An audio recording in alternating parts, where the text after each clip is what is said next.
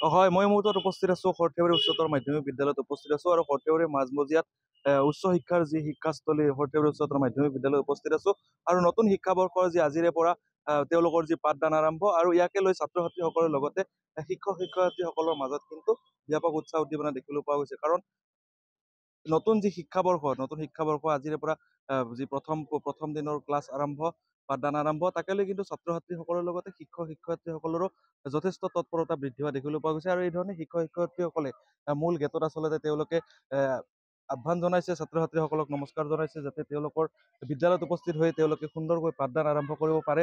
আৰু মই পোনে পোনে মোৰ লগত অধ্যক্ষ আছে, মই তেওঁৰ পৰা কিছু কথা পাতিবলৈ যত্ন কৰিম। কি ক'ব আচলতে ছাত্ৰ ছাত্ৰীসকলৰ মাজত উৎসাহ উদ্দীপনা আৰু শিক্ষক শিক্ষয়িত্ৰী আপোনালোকৰো এক ব্যতিক্ৰম প্ৰয়াস, কি ক'ব আচলতে? আমি আচলতে নতুন শিক্ষাবৰ্ষক লৈ উৎসাহী আৰু আমাক বিশ্বাস কৰি আমাক ভাল পায় যিসকল ল'ৰা ছোৱালীয়ে এই বিদ্যালয়ত নামভৰ্তি কৰিছে সেইসকলক আমি শুভেচ্ছা জনোৱাৰ অৰ্থে স্বাগতম জনোৱাৰ অৰ্থে আৰু যিসকল ইতিমধ্যে আমাৰ ছাত্ৰ ছাত্ৰী আমাৰ মাজত আছেই তেওঁলোকক এই শিক্ষাবৰ্ষত নতুন উদ্যমেৰে নতুন উৎসাহেৰে আমি তেওঁলোকক শিক্ষাদান কৰিবলৈ আমি সাজু হৈছোঁ আৰু মানসিক প্ৰস্তুতি চলাইছোঁ। আৰু আমিও আমাৰ জীৱন ধন্য কৰোঁ আৰু ছাত্ৰ ছাত্ৰীসকলক আমাৰ যিখিনি দিব লগা আছে দি আমাৰো জীৱন ধন্য কৰে, তেওঁলোকক জীৱনৰ পথত আগবঢ়াই যোৱাত সহায় কৰিব পাৰোঁ তাৰ আমি প্ৰচেষ্টা কৰিছোঁ। এইবাৰ আমি ব্যতিক্ৰম প্ৰয়াস এটা দেখিছিলো, আপোনালোকে প্ৰতিঘৰ ছাত্ৰ ছাত্ৰী ঘৰে ঘৰে গৈ তেওঁলোকক আপোনালোকৰ বিদ্যালয়ত আহিবলৈ আহ্বান জনাইছে, কি ক'ব আচলতে সমগ্ৰ পৰিৱেশটো? হয়, সাধাৰণতে সমাজত এতিয়া এটা এনেকুৱা মনোবৃত্তিৰ সৃষ্টি হৈছে বা মানসিকতাৰ সৃষ্টি হৈছে চৰকাৰী স্কুলবিলাক আমি দুৰ্বল, তেনেকুৱা এক মানসিকতা সৃষ্টি কৰাৰ প্ৰচেষ্টা অহৰহ চলি আছে।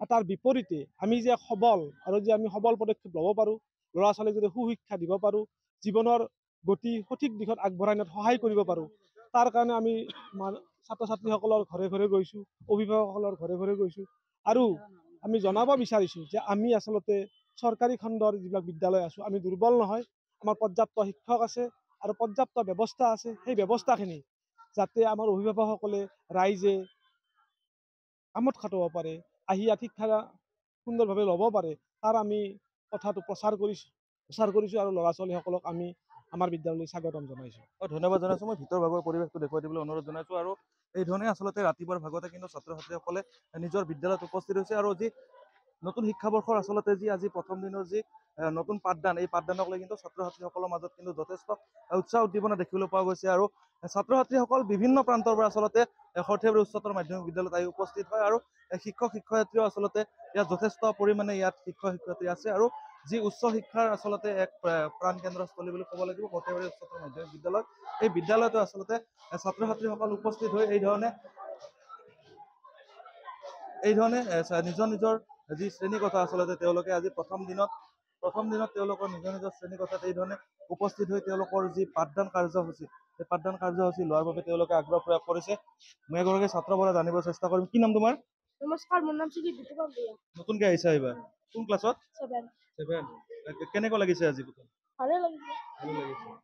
হয়, আচলতে এনেধৰণে তেওঁলোকে প্ৰথমবাৰৰ বাবে ইয়াত নামভৰ্তি কৰিছে আৰু নামভৰ্তি কৰি এই ধৰণে তেওঁলোকৰ যি প্ৰথম দিনৰ যি তেওঁলোকৰ প্ৰথম কাৰ্য যি শিক্ষাদান, আচলতে তেওঁলোকৰ প্ৰথমটো দিন আৰু এই প্ৰথমটো দিনত